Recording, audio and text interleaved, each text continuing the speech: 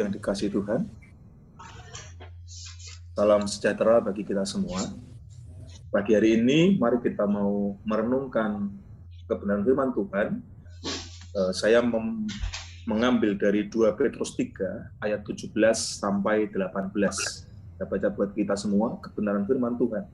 2 Petrus 3, ayat 17 sampai 18. Tetapi kamu, saudara-saudaraku yang kekasih, kamu telah mengetahui hal ini sebelumnya.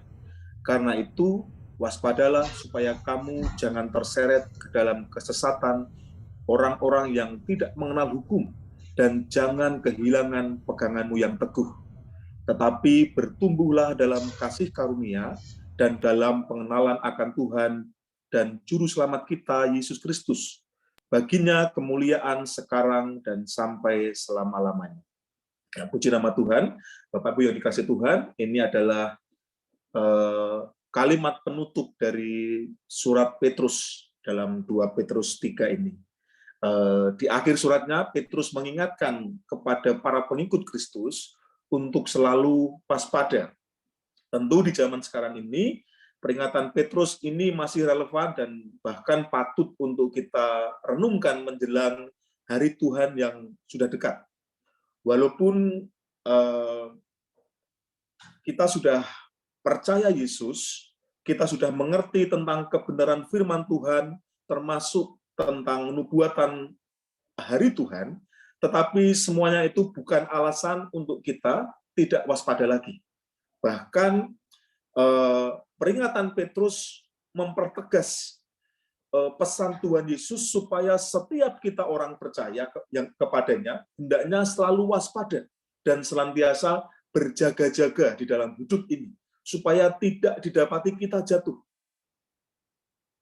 Setiap orang ada potensi, saudaraku, untuk dia mengalami jatuh.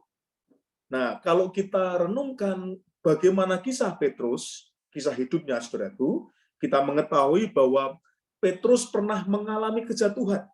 Bahkan pernah menyangkal Yesus 3 kali karena Petrus tidak waspada.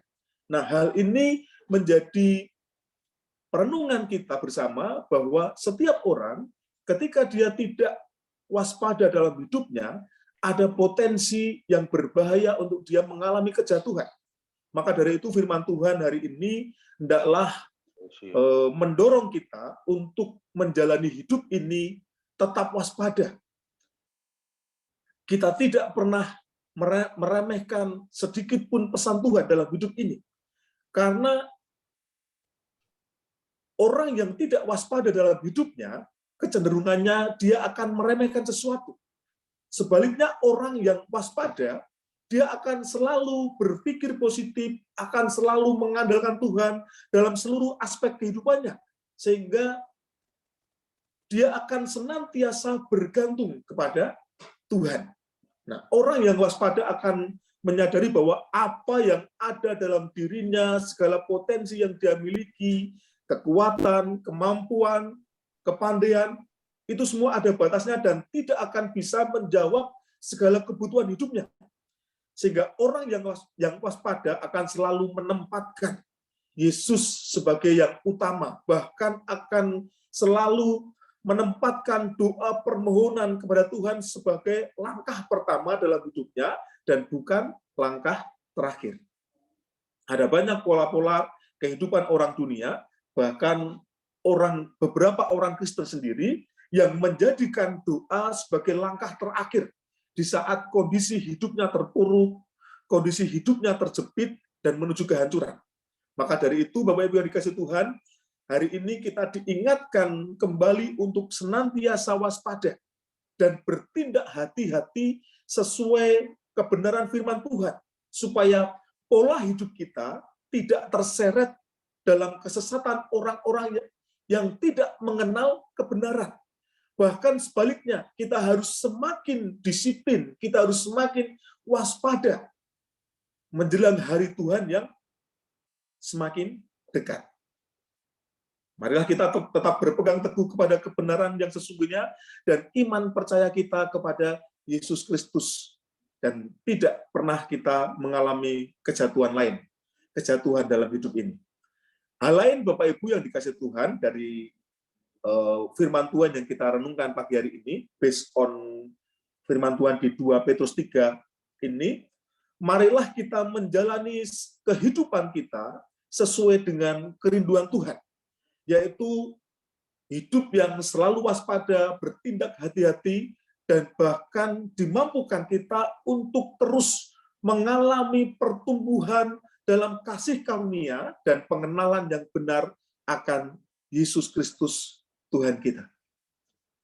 Kita tidak tahu hari depan, katanya ada banyak tantangan. Kita juga tidak tahu nanti kita akan menghadapi apa. Apakah segala yang kita miliki ini mampu mengatasi berbagai tantangan ke depan, kita tidak tahu nanti. Tetapi satu hal yang harus kita percayai bahwa kita harus terus mengandalkan Tuhan dan mengandalkan kasih karunia Tuhan. Dengan iman percaya, kita pasti sanggup menghadapi semua tantangan dan pencobaan yang terjadi. Kasih karunia Tuhan, Bapak Ibu yang dikasihi Tuhan, memampukan kita untuk hidup dalam kuasa Tuhan tanpa batas. Dan kasih karunia Tuhan itu melayakkan kita untuk menikmati segala berkat surgawi yang Tuhan sediakan bagi setiap orang percaya. Jadi hari depan kita tidak mengerti dengan pasti, tetapi kepastiannya ada tangan Tuhan yang senantiasa membackup hidup kita. Kasih karunia Tuhan itu memampukan kita untuk mengatasi segalanya. Jadi mari kita terus merenungkan firman supaya kita semakin dibawa Tuhan untuk mengenal Dia lebih lagi, mengenal Dia dalam kebenaran. Ada pesan yang kita renungkan pagi hari ini untuk hidup waspada supaya kita tidak terseret seperti kehidupan orang-orang yang tidak mengenal Tuhan. Dan ada pesan lagi yang menuntut kita untuk terus bertumbuh di dalam kasih karunia. Dan terus pesan kepada setiap kita untuk mengenal Tuhan lebih dan lebih lagi. Saya percaya gereja Tuhan pasti akan terus membangun hidupnya. Saya diberkati kemarin dengan raker kemarin dengan statement start strong gitu. Jadi mari kita jalani hari-hari kita ini terus hidup dalam panggilan kita. Kita tidak mengalami letih lesu dalam pelayanan kita.